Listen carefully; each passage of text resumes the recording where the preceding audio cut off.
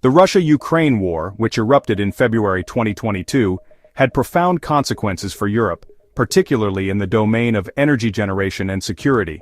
Prior to the war, the European Union, EU, was heavily reliant on Russian natural gas, crude oil and coal to power its industries, heat households, and sustain electricity generation. Energy had long been intertwined with geopolitics in Europe, but the full-scale invasion shifted the balance dramatically. In the years since, the EU has had to rapidly reconfigure its energy system, adapt to disruptions, and accelerate diversification strategies. This essay explores the major aspects of the EU's energy generation after the war: the decrease in natural gas imports from Russia, the temporary revival of coal mining, the impact on nuclear power development, and the surge in renewables and hydrogen projects as Europe seeks to redefine its energy future. Before the war, natural gas was a cornerstone of the EU's energy mix. The continent imported about 40% of its natural gas from Russia, with certain member states such as Germany, Italy, Austria, and several Eastern European countries depending on Russian pipelines for more than half of their supply. Natural gas was attractive because it was viewed as a relatively clean fossil fuel, bridging the gap between coal and renewable energy. It was critical not only for electricity generation but also for industrial processes such as steel, fertilizer, and chemical production, as well as for household heating. The war upended this dependency. In response to sanctions, diplomatic hostility, and sabotage of key infrastructure like the Nord Stream pipelines, Russian natural gas flows into Europe plummeted. By late 2022, Russian gas accounted for less than 10% of the EU's imports, a dramatic fall compared to pre-war levels. To offset this, the EU turned to liquefied natural gas, LNG, sourcing it from the United States, Qatar, Nigeria, and other producers. LNG import terminals were rapidly constructed or expanded, especially in Germany, which had previously relied heavily on pipelines but had no LNG infrastructure. Floating storage and regasification units, FSRUs, were deployed at ports to provide stopgap capacity. This shift to LNG, however, came with costs. LNG is more expensive than pipeline gas, requiring liquefaction, transport, and regasification. Spot market prices soared in 2022, leading to unprecedented spikes in energy costs across Europe. Industries curtailed production, and households faced record heating bills. Governments intervened with subsidies, price caps, and emergency packages to shield citizens. Although prices stabilized somewhat by 2023 and 2024, as demand adjusted and storage was filled, the memory of volatility underscored the urgency of long-term structural reforms. The reduction of Russian gas imports not only altered energy flows but also reshaped geopolitics. For decades, energy interdependence was considered a stabilizing factor in EU-Russia relations. European companies invested in long-term contracts with Gazprom, and projects like Nord Stream 2 symbolized deepening ties. The war shattered this paradigm, proving that energy dependence could be weaponized. European leaders adopted a new doctrine: security of supply outweighed short-term economic advantages. Countries once most exposed to Russian gas sought diversification aggressively. Germany, for instance, reoriented its policies with remarkable speed, accelerating LNG imports and supporting renewable expansion. Eastern European nations, including Poland and the Baltic states, moved away from Russian energy even more decisively, in some cases cutting ties completely. Interconnections between member states were strengthened to allow for shared gas resources, improving resilience during winter shortages. The geopolitical consequences also extended beyond Europe.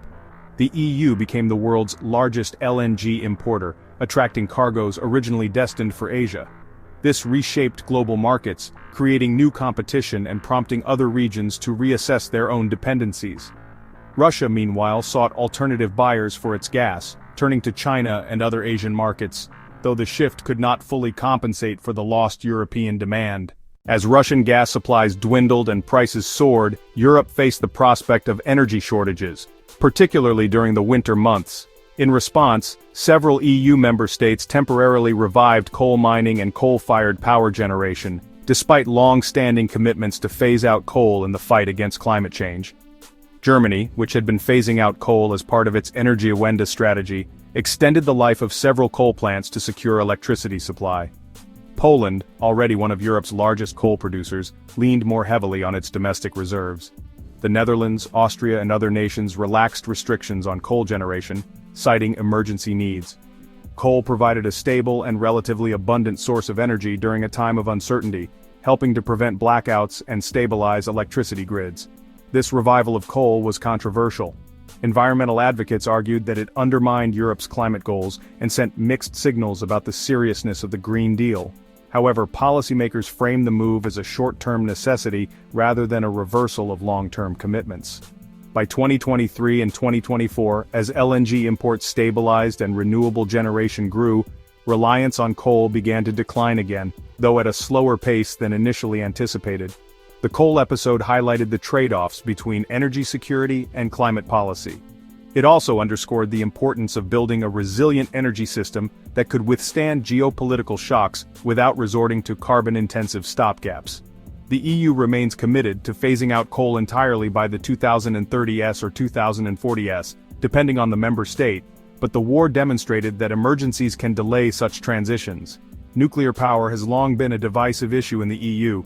France has been its strongest advocate, generating around 70% of its electricity from nuclear plants, while Germany and Austria remain staunchly opposed. The Russia-Ukraine war complicated this landscape, reigniting debates about nuclear's role in energy security and climate mitigation. On one hand, the war strengthened the case for nuclear energy as a domestic, low-carbon source that reduces dependence on imported fuels. Countries like France, Finland, Hungary, and the Czech Republic doubled down on nuclear expansion plans, investing in new reactors and extending the life of existing plants. The EU recognized nuclear energy as part of its green taxonomy, further legitimizing investment. On the other hand, the war exposed vulnerabilities in nuclear supply chains. Many reactors in Eastern Europe relied on Russian nuclear fuel and services, raising concerns about dependence on Rosatom, Russia's state-owned nuclear company.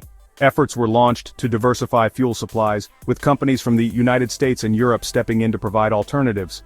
The war also heightened safety concerns, as the Zaporizhzhia nuclear plant in Ukraine became a frontline flashpoint, reminding the world of the catastrophic risks of conflict near nuclear facilities.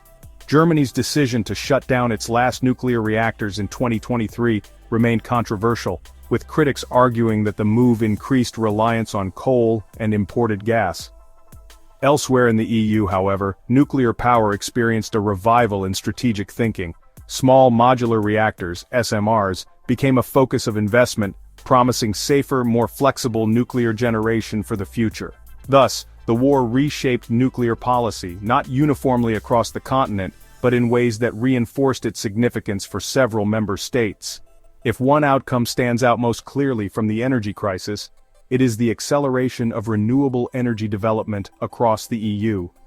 Even before the war, the EU had ambitious climate targets under the European Green Deal and Fit for 55 package, which aimed to cut emissions by 55% by 2030 and achieve net zero by 2050. The war added a new dimension. Renewables were no longer just a climate tool but a strategic imperative for energy independence. Solar and wind power capacity expanded rapidly after 2022.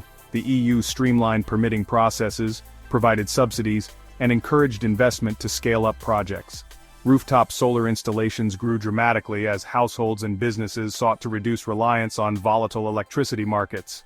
Offshore wind farms in the North Sea, Baltic Sea, and Mediterranean advanced, supported by regional cooperation. Hydropower continued to play a stabilizing role in certain member states, although its growth potential is limited by geography. Biomass, geothermal, and other renewable sources also contributed, particularly at a decentralized level. Storage solutions, including batteries and pumped hydro, received increased funding to balance intermittent renewable generation. The acceleration of renewables also brought challenges. Grid infrastructure required upgrades to handle fluctuating inputs. Supply chains for solar panels and wind turbines were strained, especially as much of the global manufacturing is concentrated in Asia.